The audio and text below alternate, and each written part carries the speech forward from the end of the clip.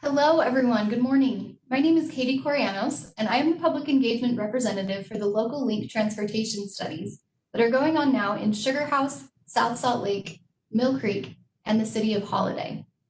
These four cities have teamed up to take a look at what kind of transportation improvements their residents want in order to better link the cities together and to make traveling in and out of the area more accessible, safer, and more desirable in the future.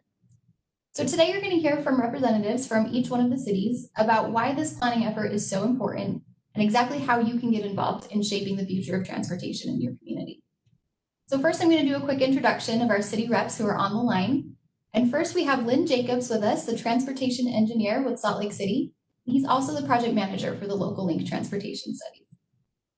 Next we have Sharon Howery, urban design director with South Salt Lake. We have John Miller on the line from Mill Creek, the Public Works Director over there, and Paul Allred, Community Development Director from the City of Holiday. We want to thank each and every one of these city partners for being here with us today. It's really exciting to see such a concerted effort and partnership to make traveling in and around your growing cities a better experience for everybody. Before we get started with the presentation, just want to go through some housekeeping items first.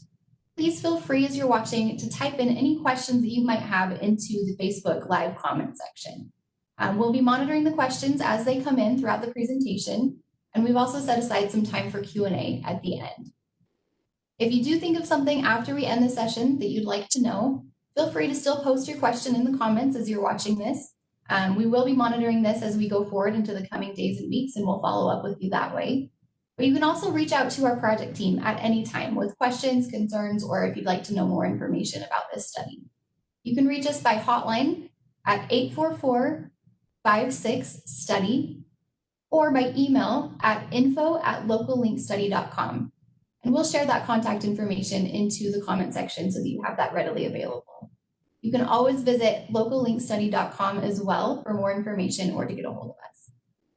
So now I'm going to turn the time over first to Lynne Jacobs to tell us a little bit more about what Local Link is doing to actually transform transportation and how you can get involved in particular. Thank you so much, Katie, and thanks everyone for joining us today. We're excited to be here, and this is a fantastic study, and we're excited to share some of the things we've learned and what we are doing with you. My name is Lynne Jacobs. I'm an engineer with Salt Lake City in the transportation department. I'm also the project manager for our Local Link study. And I just want to recognize the other cities involved here. We've got our partners at South Salt Lake, Mill Creek, and City of Holiday, and they've been fantastic to work with. It's fun for us to all work together and kind of try to transcend these borders between all these communities. We have major construction projects coming to the area in Salt Lake, within the Sugar House neighborhood, and also within the adjoining cities within the next 5 years. And honestly, what comes out of this local link effort will help inform and shape those projects and hopefully help us do a better job of serving you as our community. So today we're going to talk about what we're hoping to accomplish with our effort and also how you can help us to do a better job at it. So again, please feel free to ask questions in the comment section as we go. We've got members of our local link team watching and monitoring that chat to hopefully queue up questions to us or answer them directly, and we will also hopefully follow up with any questions we're unable to answer today after our presentation. So with that, Courtney, if you could please share our overview map. I want to start off describing what is Local Link. So here at Salt Lake City, we've teamed up with the 3 cities we've discussed and to learn how you travel in and around your community. Our goal is to develop some innovative and multimodal options for more convenient and connected trips that allow people more options for how they get around the area. So there are really 2 studies that we're accomplishing as part of this effort. The first is a circulation study. And if you look at the map, you'll notice kind of a smaller circle towards the top. That is our primary focus area for the circulation study. And we're trying to analyze and evaluate how to improve biking and walking connections in the Sugar House Business District and how to better connect that immediately to South Salt Lake and to Mill Creek to the south. The second study is a transit study that's focused on Mill Creek, Sugar House, and Holiday, and how to better connect and strengthen north-south travel between these 3 major activity centers. So with that, let's discuss and pause for a second and see if there's any pressing questions out there. Katie or anyone else, do we have any questions that have come in so far? I've got a question, Lynn, that comes up quite often when we talk to folks about the project. Who's involved in kind of the funding for these studies themselves, and what does funding look like going forward after the study is complete for these projects that you're talking about? Great question, Katie. So we are incredibly grateful to our partners. All four cities, have combined together some funds to do the study, but we're also incredibly grateful to the county. They contributed a large portion of the funding that's gone towards making this study a reality and making it happen. So we're very grateful to them and all the help that they've given us along the way. So that's how this study right now is being paid for. How we are going to implement and build some of the recommendations from this study, we're certainly hoping to leverage those major construction activities that we described earlier. So we're going to rebuild Highland Drive, 13th East, 2100 South. As those projects happen, we hope to implement many of the recommendations that we're making with this study right now. So it's really exciting, and it's unusual that we have an opportunity like this where we're doing a study to look to the future, but we also know that within the next 5 years, we have money to build some of the things that we come up with. And that's a big differentiator between this and a lot of other studies that happen.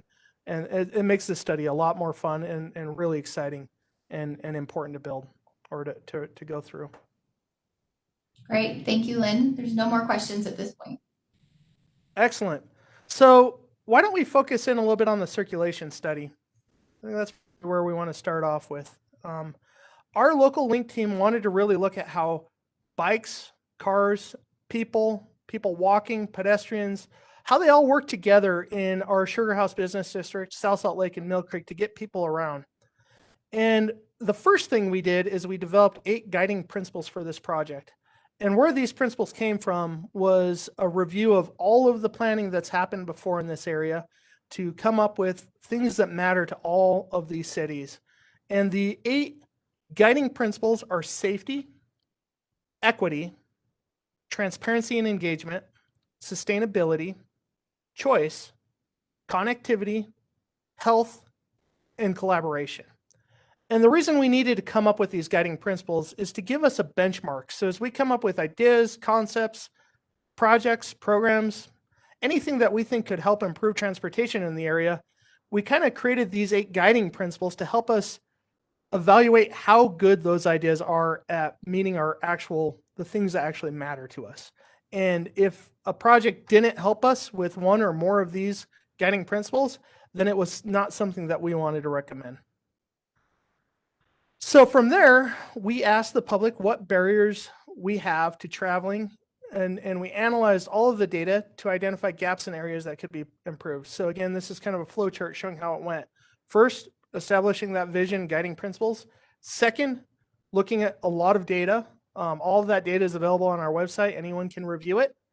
The third thing we did was we reached out to the public to get some feedback from everyone and try to figure out what kind of barriers and obstacles that they all experience in their daily travel. And then based on that data and that public feedback, we came up with some recommendations.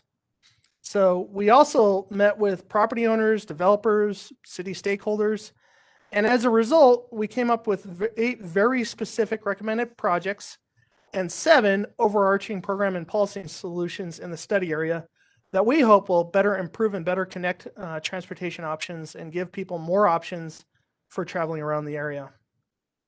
So what we need from you today, and this is really what we've come to ask you to do, is to help us prioritize these projects.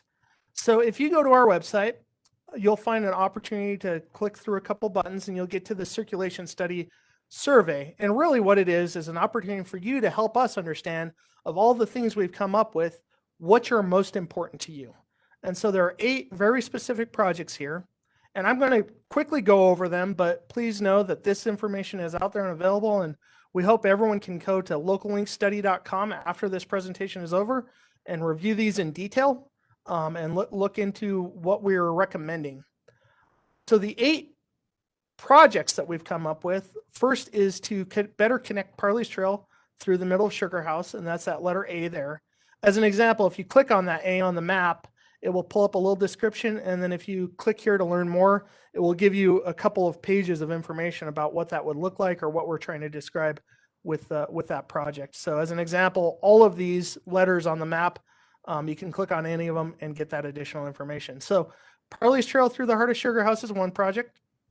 2700 South, adding some complete street elements there.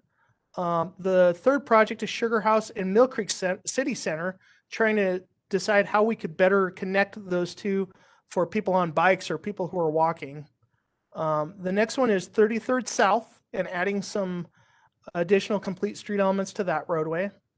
The next project is the Parley's Trail alignment through South Salt Lake. There's also kind of a piece that's missing in there, and it's kind of hard to navigate your way through there. The next project is to look at 2100 South and how we could add complete street elements to that roadway. The next project would be Sugar House Park and adding two-way bike lanes around the park. And then finally, all of the little pins are opportunities that we've identified for intersections that need some improvement or intersections that have a challenge that needs to be addressed. And so that's kind of the last project that we've recommended. And we've listed them A through H, but in reality, we don't know which ones are of highest priority to the community. And we're really hoping that you can help us do that. So if you go over to the side here and you click and grab one of those projects, you can move it up the list, move it down the list. You can change the number. Either of those things will work to help us prioritize it. And then what we would ask you to do is just go down and click next. There's two very brief additional questions we're asking. One is if we've missed anything, and the other is if there's anything else that you'd like us to know. And then enter your contact information so we can keep in touch with you. And then that's it. So I know that we've asked for a lot of surveys in the area, and there's a lot of surveys and projects going on right now.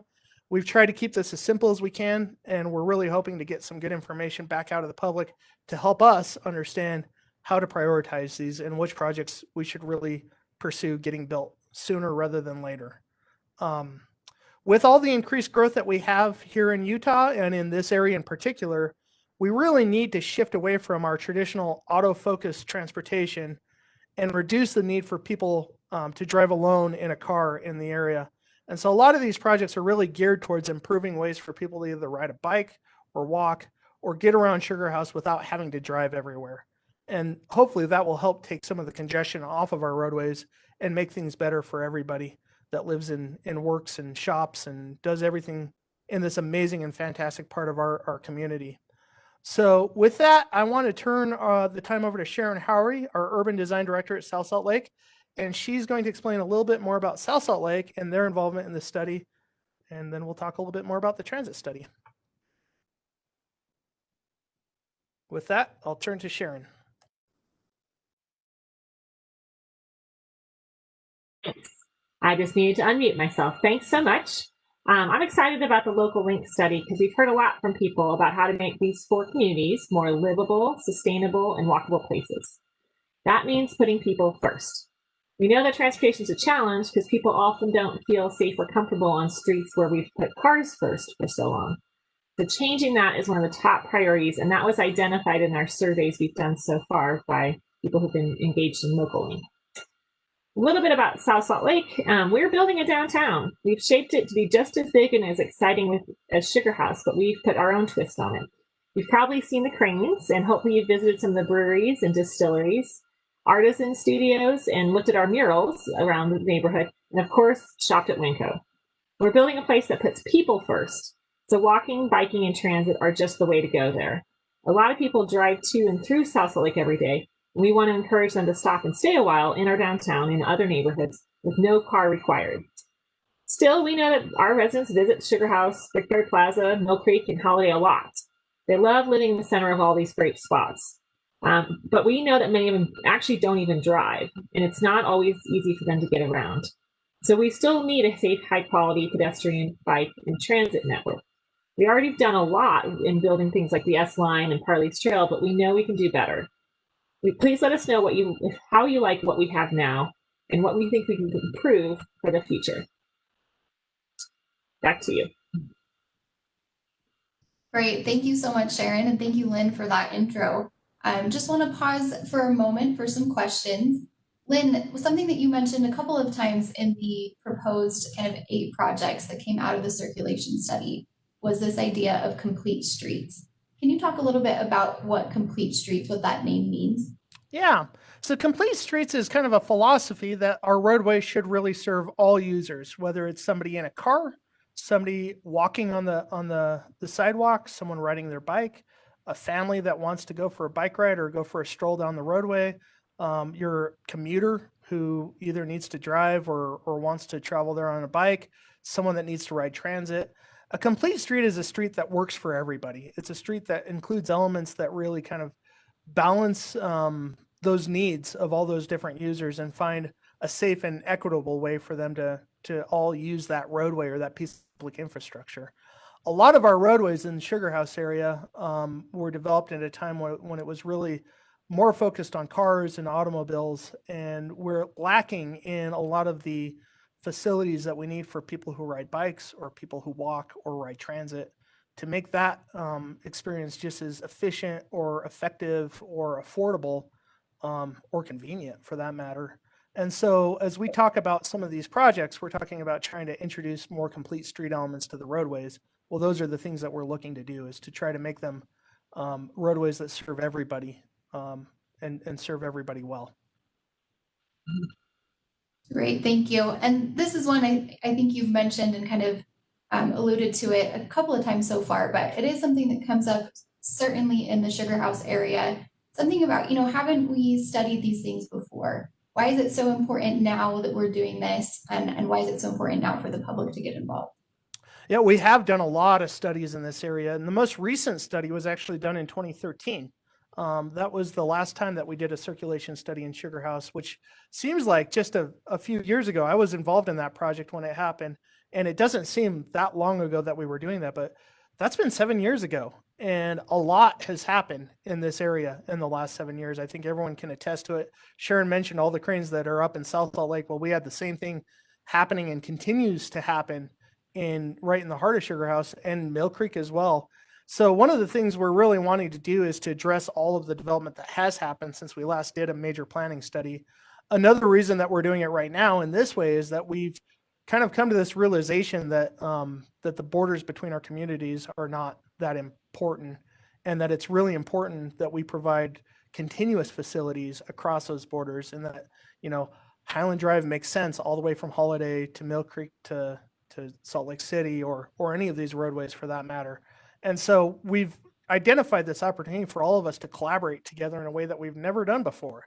And that's part of what makes this project so exciting, but also is why it's so needed. And then the third thing I just want to mention is that we have, like I said earlier, a lot of major construction projects and major investments coming into this area in public dollars that we want to make sure we spend well.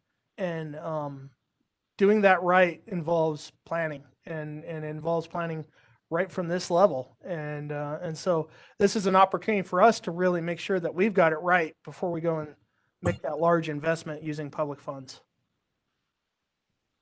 Great. Thank you, Lynn. Is there anything else from Sharon that you'd like to add? I just think right now is a time that we timed this study well, 2020. But we thought it'd be a great year for planning, and it is, because there's so many changing things right now. We've kind of started to realize the differences in having these multi-story buildings and mixed use in these neighborhoods. There is a desire from younger people to live in places like that, to walk through places like that, and COVID has forced us in many cases to take a lot of walks. So we're seeing the changes of use. We've been testing out some new things. Salt Lake City particularly was testing out some closed streets. There's just a lot of momentum behind that. And there's a lot of momentum behind addressing equity. Our city always talks about that because we have a very diverse and a lot of low-income folks in our city. And we know that they have different needs, and that when we put people in the walking and biking first, it doesn't just solve some of our transportation problems. It just creates a better community. Great, thank you so much. I appreciate that. We don't have any additional questions right now, so let's go ahead and move on, Lynn, to talk about our transit study. Fantastic. So we've focused a lot on the circulation study so far. And honestly, we are at the point where we're making recommendations out of that study. Our transit study is completely different. We're just starting our transit study right now. And so we still have a long ways to go. Why are we doing it? Well, we're conducting this transit study to analyze possible transit improvements to either 13th East or Highland Drive that we hope will better connect Sugar House, Mill Creek, and Holiday, giving these growing populations more options and more convenient travel choices. So what would that look like? Well, a new transit option could be anything from taking the bus service that we currently have on these roadways and trying to make it better by improving stops or frequency, making it so that they come more often. Or it could be even an extension of our streetcar that we have that currently ends in Sugar House, looking at maybe taking that to the south. The third option is what's shown here, which is a bus rapid transit solution. This is kind of a high-end bus facility. A great example of this is what UTA recently built down in the Provo-Orem area. And so if anyone's familiar with that system, that's something that we'll certainly be evaluating as we go through this transit study. But, we really haven't decided the mode. We haven't decided whether it's a streetcar or whether it's a bus or whether it's this BRT or something completely different, nor have we decided where it should go. All of these things are up in the air. That's exactly what we're looking at. So we don't have those answers yet. We're hoping to work on coming up with those solutions over the next several months. But honestly, as I mentioned earlier, we have tremendous growth in these areas and in Utah in general. And with that growth comes congestion and transportation problems and all the things that we're currently experiencing. So we need to provide more travel options, more choices for people, and reduce the need for people to drive alone. We really want to make sure that people have options that are more efficient than that. And one way to do that is to provide a reliable and convenient transit option. And so that's what we're going to be looking at. So for this study, what we really need from you today is also just to go to our website. Again, we have a very short survey that we're asking everyone to take. It talks a little bit about how you currently use transit, or if you don't use transit, what kind of things are impediments to you doing that, or what kind of things are getting in the way of you being able to really use transit well. And so we're hoping to get this information from the public to help shape our ongoing transit study and help us come up with the right solution for this area. We'll do the same kind of process we did with our circulation study. We're going to do some technical analysis and look at, what's feasible and what makes sense.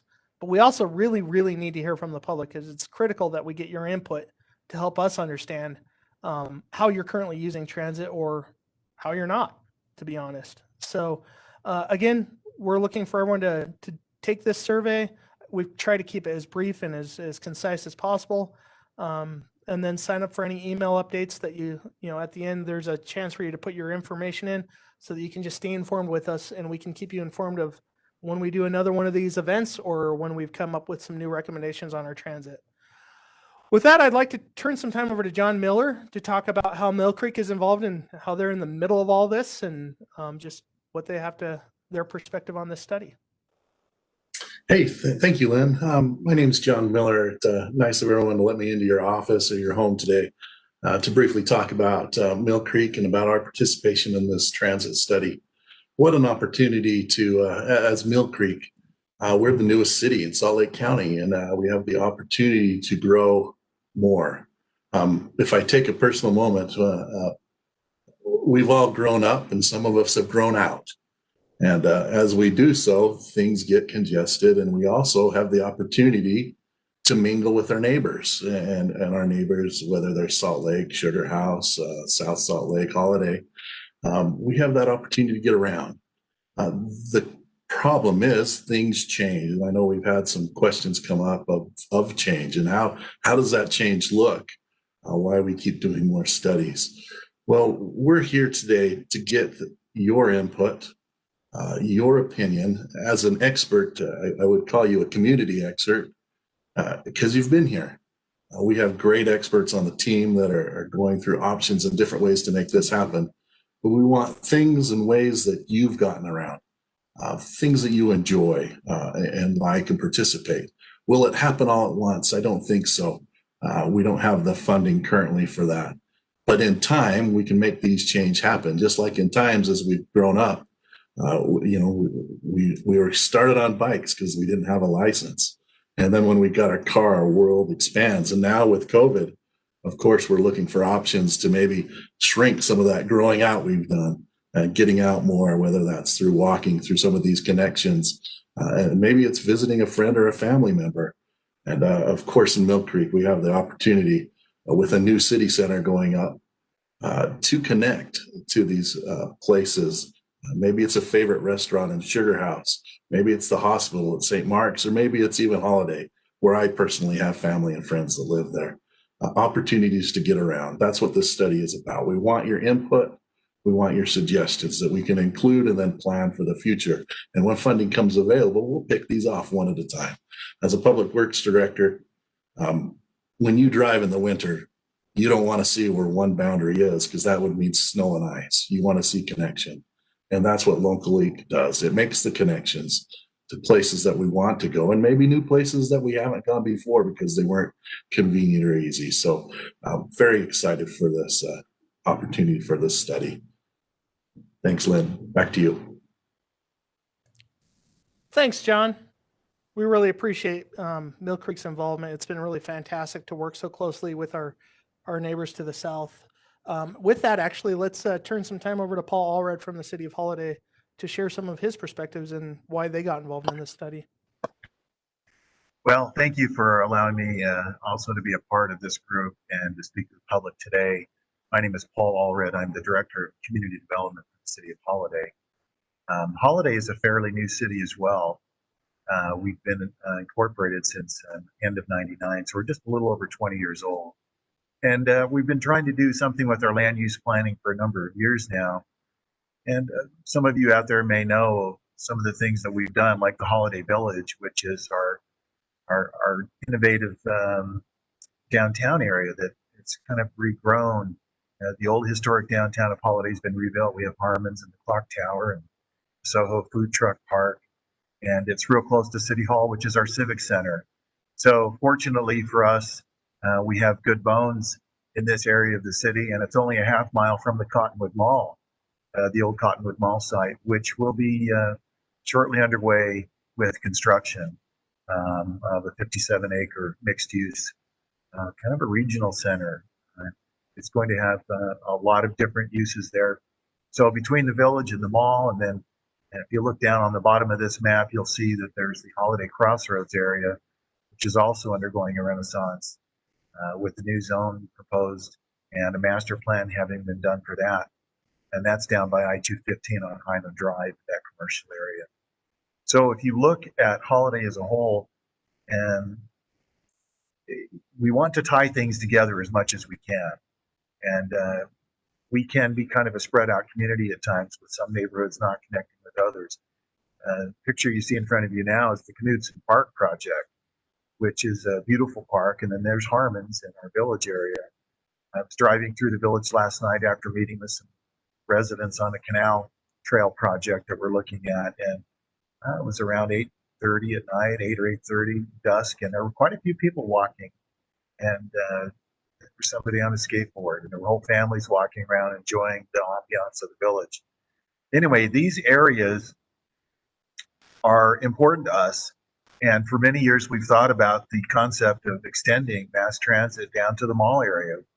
As this rebuilds over the next 5-10 years, the Cottonwood Mall area will provide a huge opportunity for us to link with our neighbors to the north, especially the S-Line, South Salt Lake, Mill Creek, and Sugar House, which if you look at all of those areas as the crow flies, all of those are fairly close together. There's not a lot of distance between Sugar House and Holiday, and these critical activity nodes are where people want to be. And it'd be nice if we could find a way to look forward, be forward thinking about how do we get to these places? How do we interact there? Do we get there by bike? Is it easy to walk there, or do we only arrive by car? We've got to look to air quality. We have to look to the future. You know, our air quality is actually getting better on the Wasatch Front. We know that. It doesn't seem like it sometimes, but these are all things that are critical to our health, getting people out of their cars and getting them moving around and providing options. Holiday is not an island. Neither are any of the cities involved in this study. We're kind of the city in between the north end of the valley and kind of the south end of the valley. You kind of think Cottonwood Heights and I-215 is kind of south end, and you kind of think of 215 north as the north end. Well, we're in between that.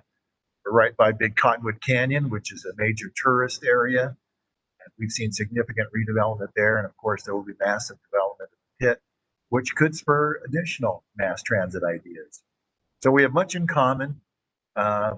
these four cities do, even though some people might not think so. We actually really do. And we need to take a holistic view. So our city is very interested in the transit study and whether or not it's realistic to bring transit down Highland Drive or get transit over to the mall area, which is a very short walking distance to the Holiday Village area. It's only a half mile. We call that our Holiday Half Mile, which we'd like to see developed as a major walking path. Urban planning and everything this team is doing is all about looking at connections and linkages. We're all connected with each other. And as much as sometimes we like to say, we like to be territorial, we have to consider the fact that we are connected. And these interconnecting linkages are very, very important. And to that end, what Holiday is doing is we are part of a major effort, aside from this project, to look at creating bike connections with 5 Mid-Valley cities. It's called the Mid-Valley Alternative Transportation Project, which happens to be running a parallel timeline with this one.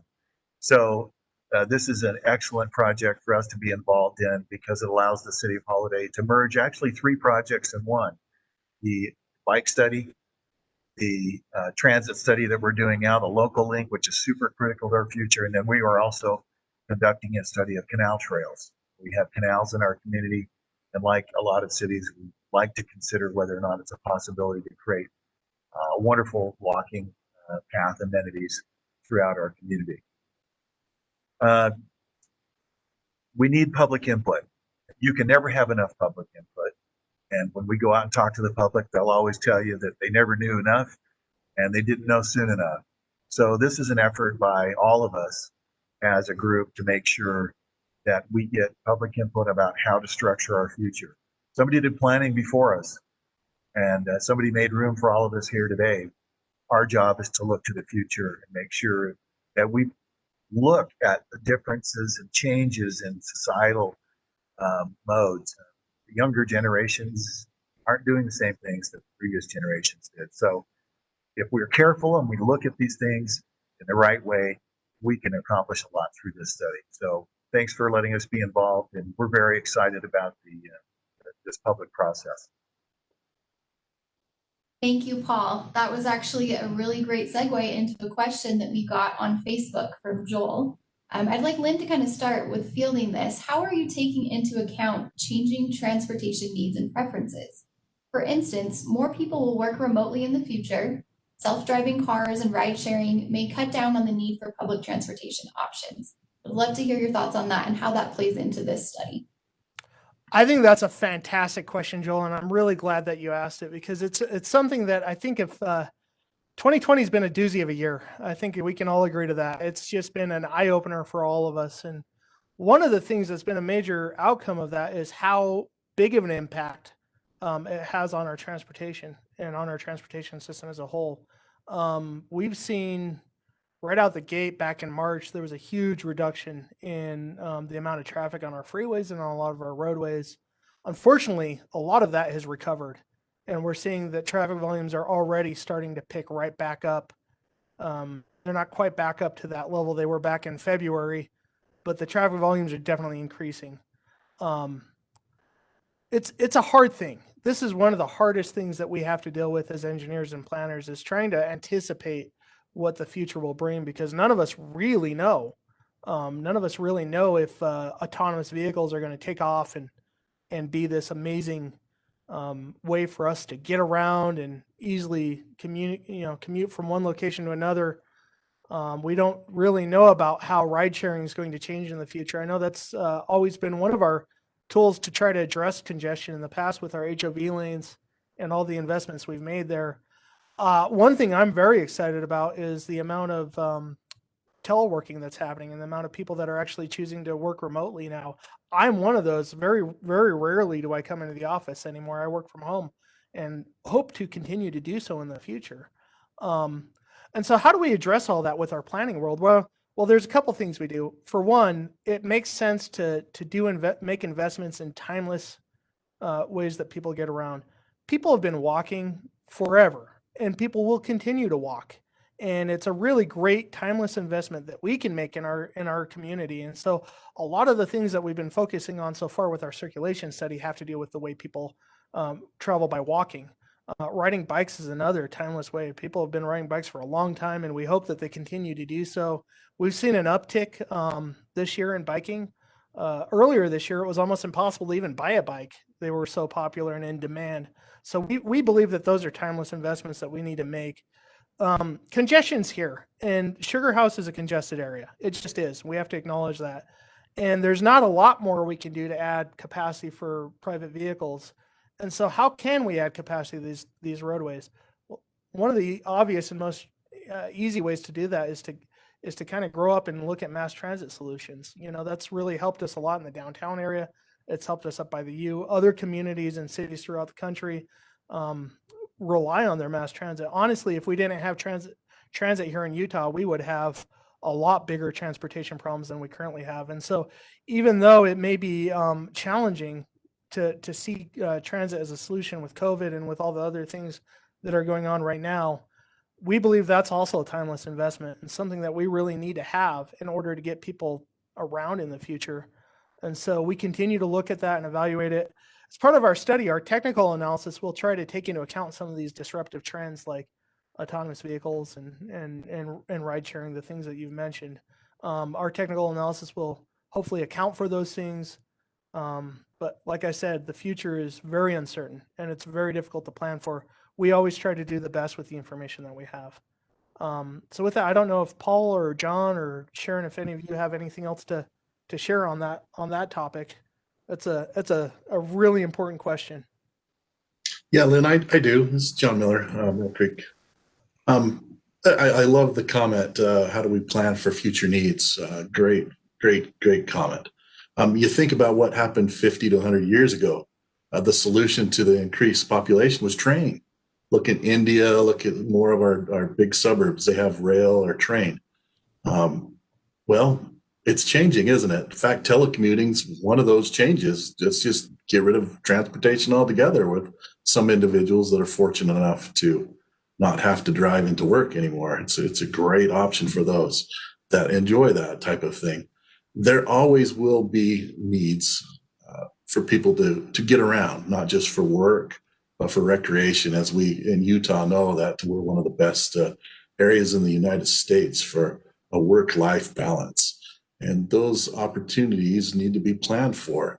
We can't just neglect one for another. We hope that the technology will continue to improve. For instance, electric vehicles help with other things, not just with transportation and hopefully connectivity with platooning and other new technologies out there, but also emissions and exhaust pipes. As I said in my statements, as we've grown up and out, staying at home isn't necessarily the best way to get back into shape.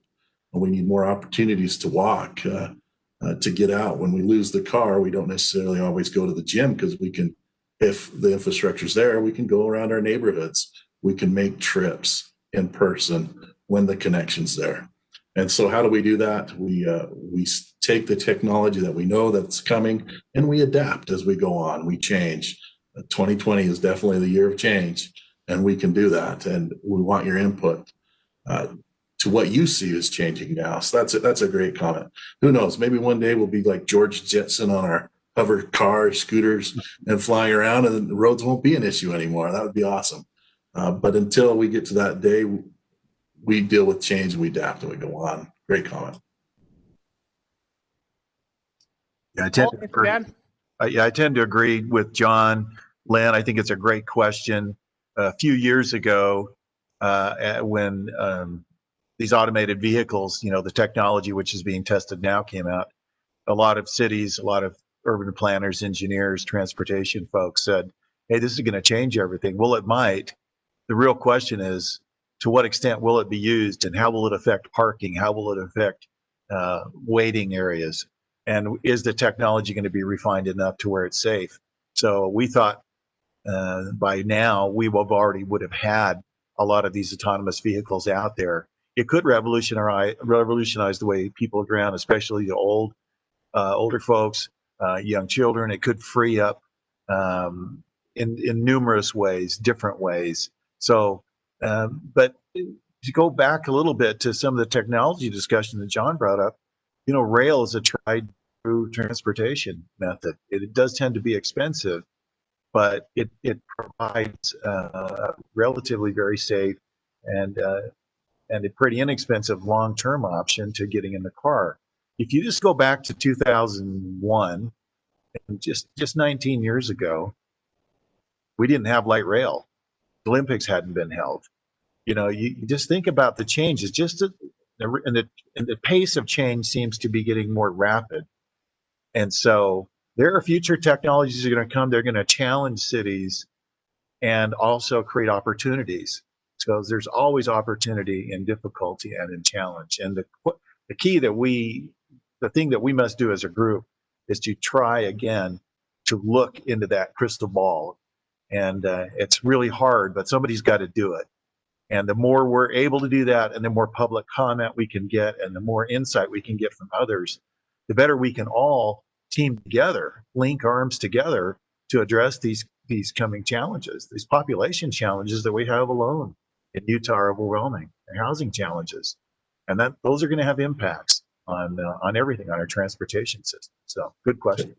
Yeah, Paul, and the great thing about this study is when change happens, because it's not just happening to transportation, but business. They're changing, they're growing, they're replacing the old business that's out there. When that changes and we have a plan that says, hey, we're going to include a sidewalk or a bigger bike lane, we can get the room now to put that in. And hopefully as enough change happens, now we have a big, long section. We're connected, we're together. Yeah, because one thing we found is that retrofitting old cross sections and old technology is enormously expensive. So the more we can look into the future and try to plan space appropriately, the less expensive it will be to adapt to new lifestyles and to new technologies.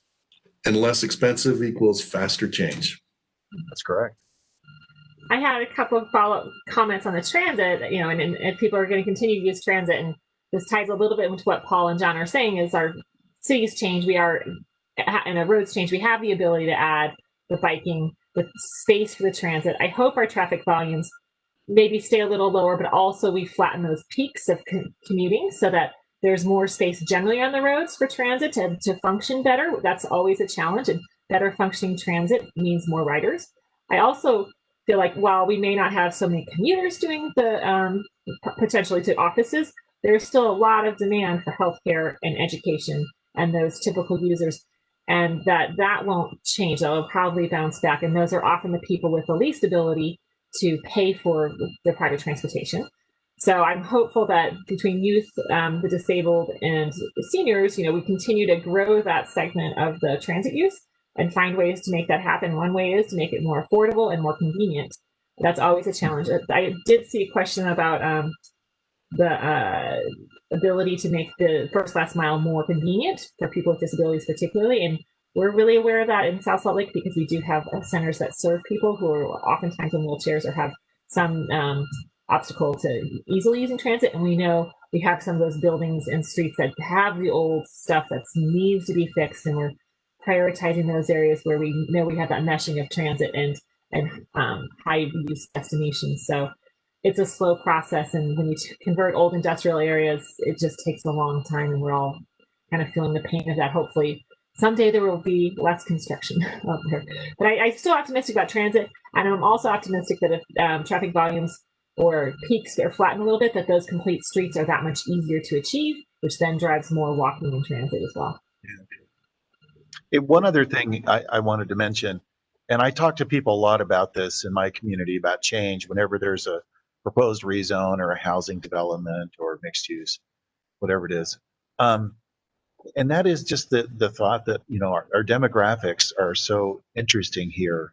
We're very different than most states in the country. We have larger families, we get married earlier, we have more children, we have a greater car ownership, we have a greater segment of our population in the workforce. But more than anything else, why we have to do this work, we cannot avoid this, or we avoid it at our peril, is the fact that we are one of the most urban states in the nation.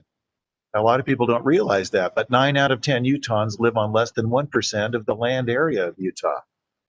We are in the top 10 in the United States. I think we're number 7 or number 8 in terms of being the most urbanized state in the country.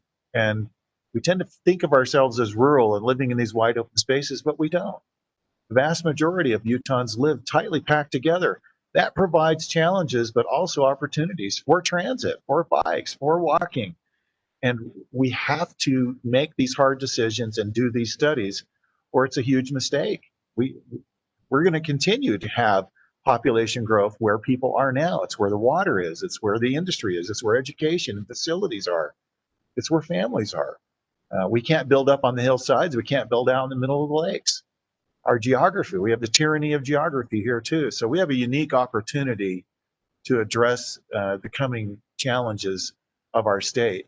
And it has to be done through these kinds of efforts. And we need people to get engaged and to understand these kinds of things and to participate. That's great feedback. Yeah, everything we've been kind of talking about here is exactly what we want to hear from you as members of the public. So thank you so much for this kind of feedback already. We're excited to hear it and talk about it. One question, and Sharon mentioned it, but I want to make sure that we address it fully, is from Kim on Facebook. Are there plans in place to address needs of people with disabilities who often use public transit? Frequent issues, like we talked about, include the distance between street crossings, duration of the crossing signal, a clear accessible path, obstructed street crossing buttons, and of course, curb cuts. So I'm hoping maybe Lynn, you can talk, and Sharon as well, about how exactly this works in a transit study, how we take a look at these things and what kind of impact they have in shaping the outcome. Yeah, those are critical things to making our transit system work really well, is that our transit system needs to be accessible to everyone, not just your standard typical user. It needs to be accessible to anyone that wants to use it. And so we're actually at Salt Lake City, we're making some really huge investments right now in what we call our first mile, last mile solutions. And they're all about how we make our bus stops more accessible. So for instance, on 2100 South and 2100 East over the next year, you should see us out actually adding some ADA pads for boarding at bus stops so that people won't have to try to find a way. If you're in a wheelchair, you don't have to find a way to get on the bus. It's really hard. We're going to make it a lot easier for people to do that. We're going to add some other amenities like shelters and benches, trash cans, things that will make it better for people to use those. As we look at the transit study and how we want to better connect these three communities, we certainly believe that the future for our transit system needs to be a much higher quality one than what we currently have. And that higher quality means that it needs to be accessible. And so that's something we absolutely plan to address with this study and should be our bare minimum standard. Everyone should be able to use this transit system. And so that's what we're really planning on building or recommending to be built. So Sharon, any other thoughts on that? Yeah, the UTA, with us picks station locations and things like that. But in the end, it's really up to the cities to build that infrastructure.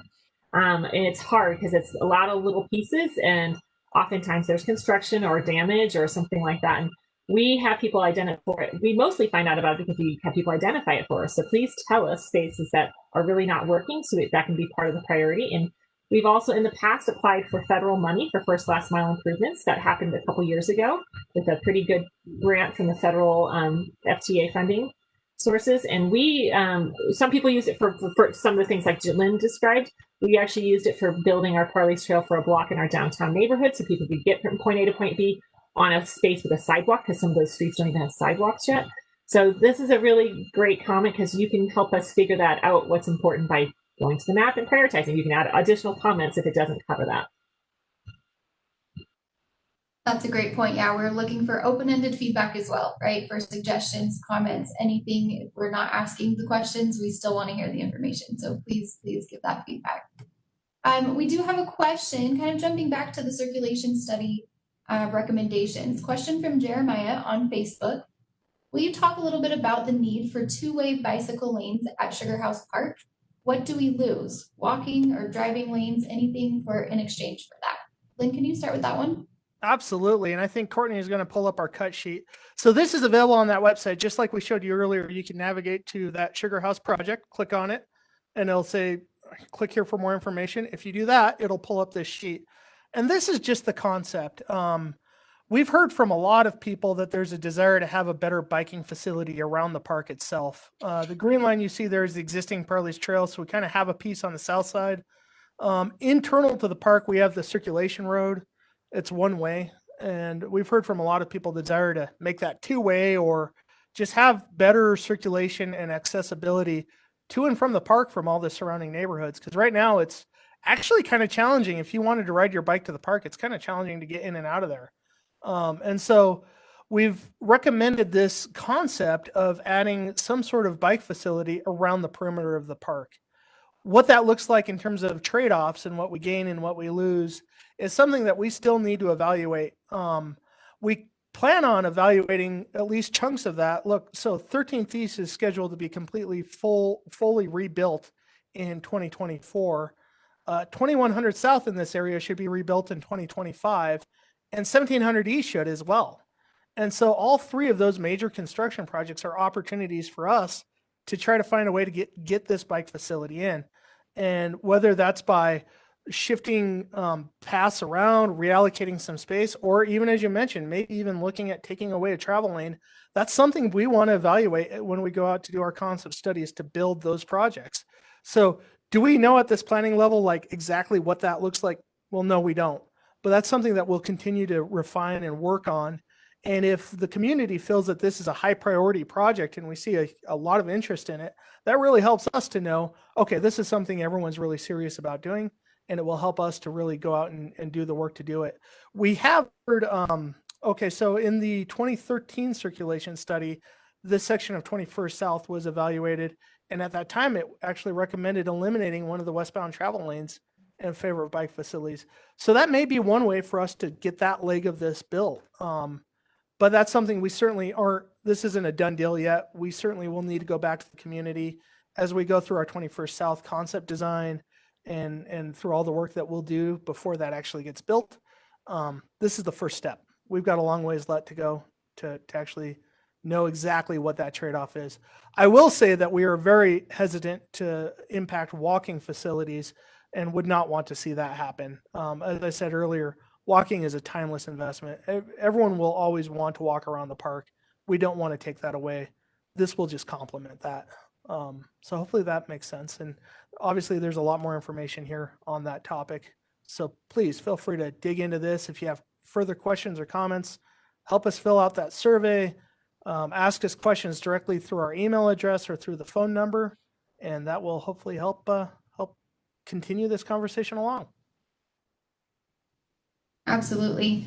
So we're coming up on just a little less than 10 minutes left of our session today, but one thing that I think is important to chat about, and I'm hoping that each of our city partners here today can weigh in on this a little bit, but so what happens next, right? We go through the circulation study with the recommendations, we start the transit study, come up with some alternatives. What happens for each city, and what does success look like for each city when we're finished with this study process early next year?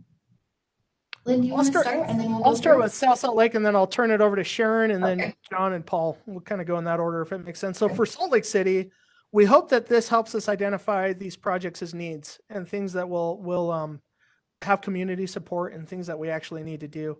As I mentioned earlier, all three of those major roadways are getting rebuilt in the next 5 years. So for us, our next step is actually Highland Drive. That's the first of these roadways to get rebuilt.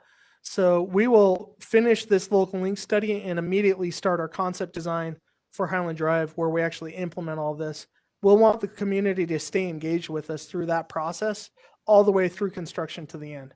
And so for us, success is that we walk away from this knowing, okay, on Highland Drive, we need to address that connectivity to Mill Creek, right? And on 21st South, we need to address complete street elements. And on 13th East, this is the other thing we need to address. And we're hoping to get that out of this study so that we can actually go and implement it.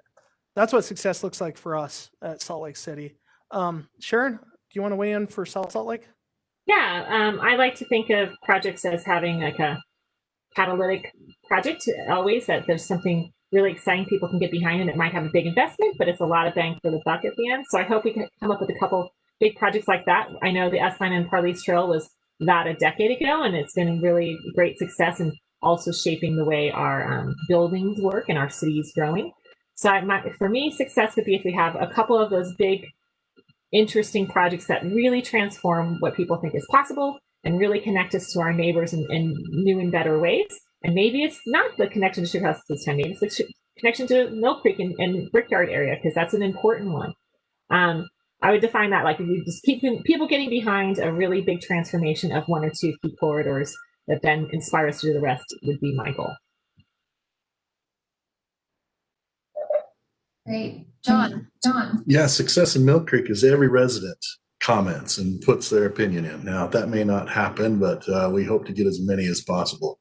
With our city center right here at 33rd and 13th, this study line on Highland Drive, 13th, Richmond, it puts it right in line. It's a target. It's the arrow shooting through the heart. It's not the only study we have going on as well. We're doing a 33rd from I-15 to I-215. If you can put those lines together, now there's crosshairs right on the city center in Mill Creek. We want people to come to Mill Creek, to the city center, and be able to make it home safely. We want them to be able to do it frequently. We want people to go where they want to go, when they want to go. That's success, is to have your choice and being able to do it, to live the lifestyle you want to live. We're totally excited for the project. And again, I've said this every time I've commented, we want your opinion. We want your expertise as a citizen. This is your opportunity to chime in. Will it be the last one? Absolutely not, because things will change, as we've talked throughout the course of this as well. But for now, this will be our crystal ball, and then we'll adjust accordingly. So I'm excited. That's success. As many comments and opinions to get the whole picture for the most people, the biggest bang for the buck. Great. And Paul. Well, I really want to echo what John and Sharon said. It's really important that we understand what our residents' wants and needs are. You know, we're slightly different than those two communities. We're probably a little more like Mill Creek than we are South Salt Lake. But again, for us, Highland Drive is the real critical thing. Highland Drive just goes from top to bottom, all the way from 39th down to I-215. So that's where our major land uses are on Highland Drive, two of our biggest commercial areas. And so I think success for us would be defined by having an outcome of some predictability. We'd like to know if the possibility of bringing transit, either BRT, you know, what kind of transit is it? Is it a fixed guide like a rail? Is it a bus? Is it something like they've done in Provo and Orem, which is really cool? I've been down to look at that, and that could do a lot to bring people efficiently down to the mall. Because if you look at the Cottonwood Mall side, again, it's a short walk up to the Holiday Village area, which is its own particular node, but it's also very close to these very large county parks directly to the west. You have Creekside Park, and then you have the big Cottonwood Park, the Holiday Lions area, which are just really, really close. And so we've got major uses right in that, major activities within a half mile in each direction. And so mass transit could really be the cat's meow, so to speak, eventually. But what we're going to probably do is we're going to have, in the meantime, we're going to be making improvements to Highland Drive south of the mall and at the mall. Obviously, for the Cottonwood Mall site, which is now called Holiday Hills, by the way, those who may not know, the Holiday Hills site, which will be under construction very soon, it's going to result in intersection changes east of the mall at the main intersection with Murray Holiday Road, and then going down Highland Drive at two different places. So 4 different intersections will be revised for the Holiday Hills project. So to avoid a lot of pain in the future in terms of rebuilding infrastructure, it would be nice to know what the possibilities are so that we can plan for that, because it can be very expensive to buy property, move buildings, change things around. So for the moment, we're just going to see an increase in traffic on Highland Drive. We're going to be putting 4 left-hand turn pockets in at key intersections on Highland, not including a triple left-hand turn from Highland on to Van Winkle. So we've got major, major issues with Highland Drive, the future of Highland Drive. Right now, we're just looking to increase capacity and efficiency. But certainly those projects and those nodes that I talked about near that Murray Holiday Road and the Holiday Hills site are critical. And we really need to know whether or not it's a possibility or not. Would it be coming from 13th? Would it be coming down Highland? That's the biggest single question that we've had as a community. If transit comes to the mall area, where will it come from? So this study is so important for us going forward. Great, thank you. And thank you everybody for that response. I think it's important for residents to hear from their cities and kind of what they need to do and how they can get involved. And that leads into our kind of final piece, our call to action, what we need from you. And Lynn's going to talk about that a little bit. Courtney, if you can share that page. Yep. And we've hit on this already. So just to reiterate and emphasize, this is really what we need from the public and what would really help us do our jobs better as we do this study. So these are the three things we're asking everyone to do today. One is to do that project prioritization effort where you help us identify what's most important to you. That's that map that we described with the 2 or 3 questions afterwards. It only takes a few minutes to do that. Or it could take quite a while. If you really want to dig into the details and look at what each of those projects is about, we certainly hope you do that. The next thing is to take our transit survey and help us understand how we can improve transit in the area. And then third is to sign up for updates. So make sure that you get your information in there so that we can keep you informed of how the study progresses in the future. Finally, this isn't on the website, but one other thing we really want everyone to do is to share this website. Go out and make sure people know about this study. This study is going to be incredibly important for informing these major construction projects and also informing us as to how to address transportation problems in this area for the next several 10 to 15 to 20 years. And so, I mean, there are thousands of people that will be impacted by this study. We really need to hear from everyone. As John said earlier, success for us is hearing from every resident of Mill Creek. Well, really, success is hearing from every resident in the entire area, all cities. And so we would love to hear from everyone. And if people don't know about this study, please tell them. The more information we have from the public, the better the study will turn out and the more likely we are to succeed in making this the kind of community that everyone would like it to be. And so, yeah, that's our call to action. Please do so. Great, thank you so much. We are at our hour mark. We appreciate everyone who's been viewing here today with us live. This is also obviously going to be available later as a recording to watch. So again, you can pass this along to friends, family, coworkers. We appreciate all the help in doing this. Thank you so much for your great questions. And thanks to our panelists for participating. Everybody have a great day. Thank you.